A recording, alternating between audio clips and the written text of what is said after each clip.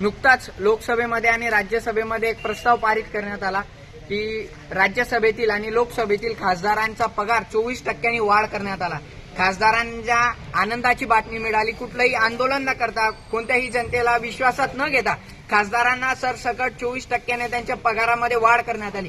तर आमचा प्रशासनाला प्रश्न आहे की करोडोंची गाडी, अब्जाधीशांचा त्यांचा बंगला, अगणित संपत्तीचे मालक असलेले आणि स्वतःला जनतेचे सेवक म्हणणाऱ्या खासदारांच्या पगारात शासनाला वाढ करण्याची गरज काय पडली? एकीकडे आपण बघितलं तर शेतकऱ्यांच्या सोयाबीनला भाव नाहीये, कापसाला भाव नाहीये, शेतकरी कर्जमाफीसाठी रोज आत्महत्या करतोय। एवढे सगळे प्रकरण असताना सामान्य विद्यार्थ्याला परीक्षा शुल्क माफ होत नाही। स्थानिक कॉन्ट्रॅक्टदारांना अजूनही त्यांनी केलेल्या कामाचा त्यांना अजूनही बिल त्यांचे पास होत नाही। असे इतके अगणित प्रश्न असताना शासन प्रश्न